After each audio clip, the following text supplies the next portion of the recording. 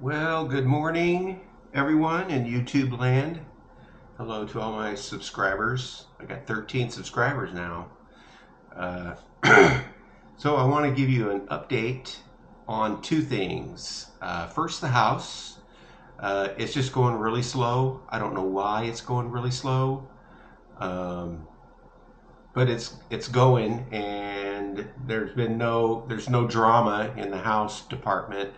As far as I know, it's coming along, set to be move-in ready. Actually, I don't really have a firm date. There's no such thing as a firm date in Thailand because at first, when we gathered all the team and everything together, it was like, okay, by the end of January. And what is it now? It's the middle of April.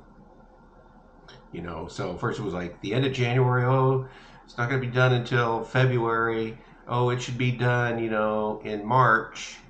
Um, and it's not done yet. Still not done. But I will show you some videos and update. It's like 85% done. The other update is here on my house that's been up for sale on the market for it'll be 135 days next week. And I get the realtor comps report from my realtor and another realtor. And it's funny because when I first posted it back in December, so the average time on market was 90 days. And then the next report, 111 days. And now I think they said like 120 days is the average time. So it's like slowing down. And this is the time of year where it traditionally picks up, and the realtor, I call her, she goes, oh, I don't know, it's like, it's just really, really, nobody's buying houses. It's not just your house. It's like every house. No one's buying houses, and I'm sure that the fact that we're at war now, oil prices are going up more and more and more. Because right now it's April 14th as the date that I'm recording this, and it's just getting worse and worse here in the U.S. And until he's gone and his whole little group of sycophants are gone, it's going to keep getting bad.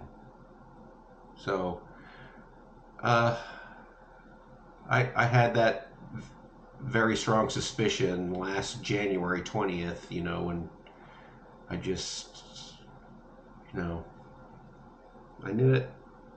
Anyone with reasonable thinking skills could tell. But it is what it is. There's nothing I could change that. But because of that, my house is not selling. So I did talk to the realtor again. And actually, today's Tuesday, isn't it? I should expect the paperwork from her any minute now to reduce the price of the house yet again. In December, the report that I got said, well, I had one realtor said, yeah, I think you could list it for 325.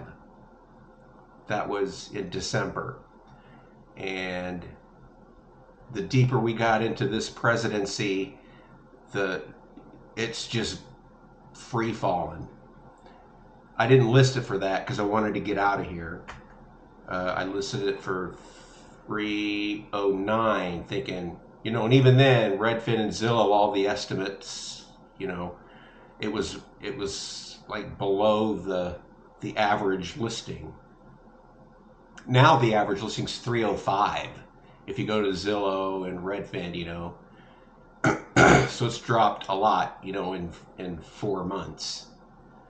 And it's going to keep dropping. And maybe that's why people aren't buying houses, because they just know it's going to just keep falling.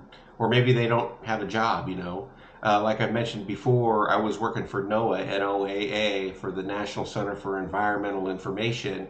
And January 1st, I lost my job because Dear Leader doesn't believe in science and is anti-environment. And that's what it was, National Center for Environmental Information at NOAA. So I'm living on unemployment. until this house sells and I'm on an airplane and out of here. So, segue into the airplane and I'm out of here. I finally got my airplane tickets. I got airplane reservations for the two dogs, Rutger and Hogan. I've got my visa submitted. Is that? But I've got everything. All of that stuff's done. So now all I have to do is get a ride to the airport. But I wanted to update you on the dog issue. Now, a lot of people are moving, emigrating, or getting out of here to foreign countries, and Thailand is a popular choice. And I'm going to go over the Thailand import your pet to Thailand, those regulations, because it's not an easy thing to do. There's a lot of paperwork, a lot of bureaucracy and whatnot. So let me get started. So they have to have their like little passport.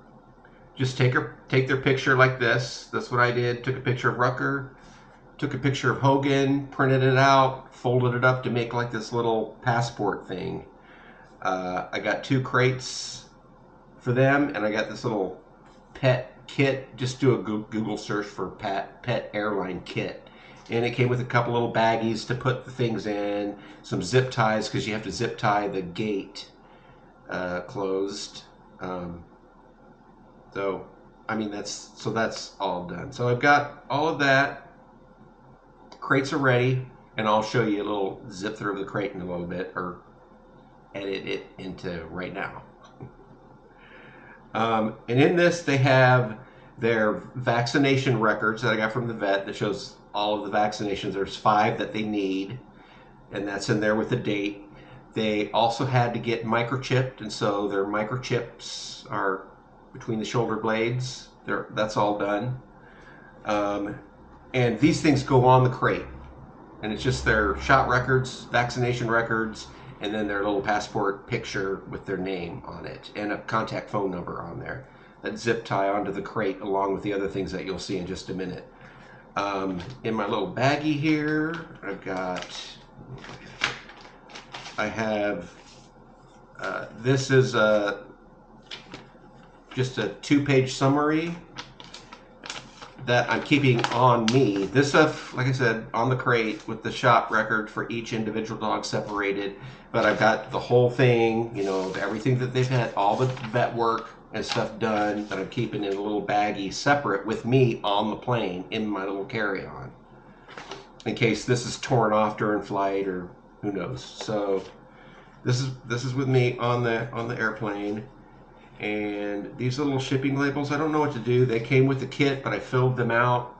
I think when I get to the airport and I check them in, I'll just stick them on the crate. So that's keeping with me till we get to the airport. And then this is a copy of the Thai import permit that you need to Google search, download, and fill out. Now, one sheet of paper actually has room for 2 animals, in my case, dog, circle dog, 2 dogs, and it will ask the breed, sex, birth date, color, and their microchip number. So just fill that out with that information. It will also ask for your flight information. So I'm coming from Seattle, so I've got my flight information there listed. The time that it gets in, and sign it, and you're good to go. So what happens is I filled this out and I emailed it to their Department of Agriculture, Quarantine, Animal Import Office, and I just got an email today saying, thanks, we got it, just sit tight and we will send you one with the stamp and the seal, the approved. So until I get that, this is in the little baggie. Let me show you the dog crates now. We'll swing over here. So they have to be, I guess it's called IAT, whatever, approved dog crates that are this. They have to be rigid. They also have to have steel or metal fasteners, not plastic, on both sides. The nut and screw has to be plastic. They snap on there. That's not. And then they got the metal, and And then I've got the live animal stickers on there. That one's a mess. They have their water things that I've found on Amazon, and these things attach on the inside of the door, not on the outside of the door. So, and those are, it's like I put in, give me dog crate water bottles that attach on the inside of my door on my Google search, and it took a while to find these. There was another one that had it, but these looked better, and so I got these. Because they don't have the little rabbit nozzle that you drink out of, and I don't think Rutger can do that. This way it's gravity fed and it will work. So with your dog crate, you also need like the little zip ties, because once you're there, they'll close this and then zip tie the doors together, and they will be secure in there. Now, the other thing, you need a USDA vet certified, I guess it's just record, another thing that they need. It's kind of like the US version of the Thai import permit that I just showed you. It just asks the same thing: microchip number, description of the dog, country of origin, yeah. And what happens next is I call the vet 10 days before the flight, or not call the vet, call the vet tomorrow probably and schedule it. So we're going to get to the vet. He's going to fill this out. He's going to send it over to the Department of Agriculture, our department, the USDA, and they will actually stamp it and then FedEx it back to the vet. But it's only valid for 10 days. So I'm just going to have to, that's why I've got it marked on the calendar. As soon as I got my flight info, I went 10 days earlier, and then on my calendar, that's when we're going to go in and see the vet, and then he will send it to them, and then I'll just wait 7 days, actually, or no, it's 9 days. It's 9 days and then 1 day to travel to get there. So when we arrive, it'll still be valid. It'll be the 10th day. So that's the USDA form. Now, the hardest part about the whole dog fiasco was trying to find an airline that would take Rutger and Hogan on board the plane in the baggage hold. You think that it would be any flight. Well, no, isn't so. First, I just did a Google search, for cheapest airline flights one way from Seattle to Bangkok, and it was Eva Air. It didn't say anything on there about pets. So I called Eva Air and said, I want to take my pets. Is there a process, a fee, and whatnot? She goes, oh no, you're flying out of Seattle. We don't have that service out of Seattle. So, on Eva Air. Then I went to Asiana Airlines, and they had a really good cheap flight that one way that was like $1,000. I thought, okay. And all over their website it says, oh yeah, take your pets, we love pets, blah blah blah blah blah. And then it had a little just a little section of the website that says your pet must have a confirmed reservation from Asiana Airlines that's at least 48 hours before your flight, or they will not get on the plane! Exclamation point. So I'm looking, okay, where's the animal reservation form on the website? And there is no, just a toll-free number.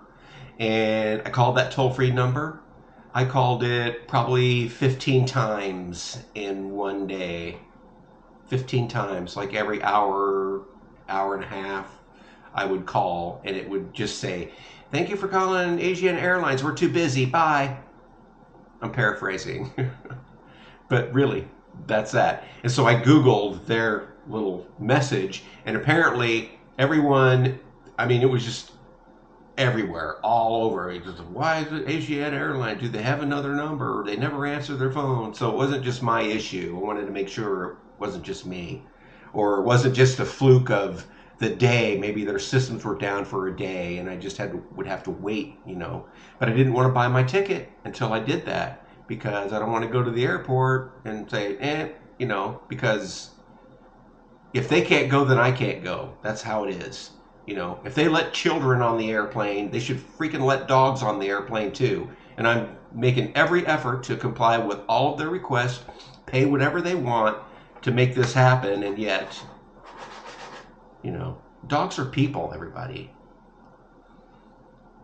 Anyway, so where was it? Ava Air. And then, so Ava Air's out. Asiana Air is out because they don't answer their phone. I called Delta. And Delta will ship your animal out only if you're active military. Now I'm going, okay, how many active military people are traveling overseas to Thailand or overseas with their pets? How many active military people even have a pet? So I'm sure their business is booming over there at Delta. So with Delta, then I called Korean Air. I've flown, actually the last time I flew to Thailand, last July, I was on Korean Air, and they were great. I love them.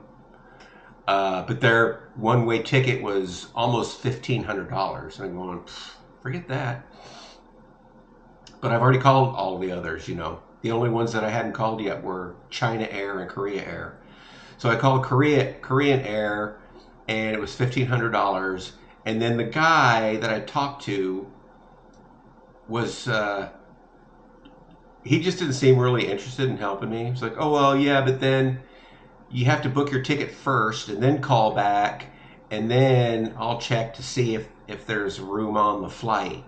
And there might be a problem with your flight out of Seattle because it's with our sister airline, which was Delta, so on Korean Air. The last place I called was China Airlines, and I avoided them because their one-way ticket was also $1,450. But I ran out of airlines. There are no other airlines out of Seattle that would take them. So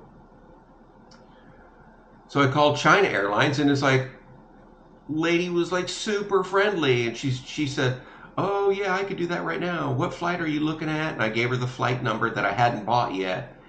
And she says, let me see if there's space on that flight. And she says, I've been working here like 20 years, and we've never not had space for a dog in the cargo bay, or two dogs. We've always had room. I've never had to turn anyone down. So I gave her that. That was encouraging. She goes, yeah, I got space, but I can't really make the reservation now until you have the ticket. So I said, okay, well, I'll call you back in 10 minutes after I go online and do the whole ticket thing. So I went online, bought my ticket, called back, got a different person, this time at China Airlines, just as helpful. A sweetheart, and just says, oh yeah, okay, what kind of dog are they, and you do know that you have to have, all the vaccination record, all the stuff that I already have. Yeah, okay, so I've got all that. I just need the reservation. And she says, okay, here it is. And I said, how much is it per dog? She goes, $460 for my dog. So I'm going, oh my God. She goes, but don't worry, you don't have to pay it until you check in. So I thought, okay, good. So she printed this out. So now I have my tickets and I have the reservations here, proof, that's all done. Animal and hold service confirmed, for both dogs, for both flights, one to Taiwan and then from Taiwan to Bangkok. So I've got everything. I'm all set. So all I have to do is wait for my visa. I applied for the visa yesterday, and it's all good. So I'm excited and relieved. Still worried about the house, but I'm knocking the price down again. to get it out of here. The realtor says, yep, that'll be good, so it should definitely sell, you know. But who knows? If we go to war with some other country, you know, or if we invade Greenland after all, or, you know, start dropping bombs on Switzerland, you know. So a lot of this is up to dear leader and his enablers, you know, what's going to happen to this country and if I can make it out in time. But I do have my flight, and it is for May 18th. Actually, it's the 18th or 19th, I don't remember. But that's good. I'm all ready. I'm packing one suitcase and two, dragging those crates around, you know, so.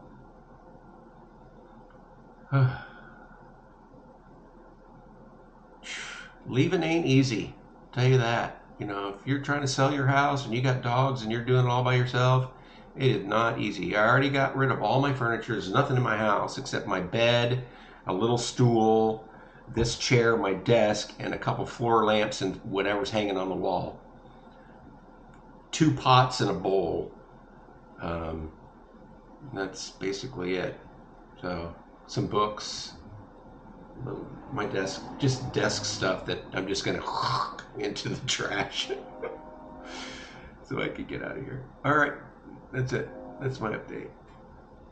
Okay, I guess I'll go on to the part with I'm showing you the house, or maybe I'll put that in first. But anyway, thank you guys for watching. Hope it was informative.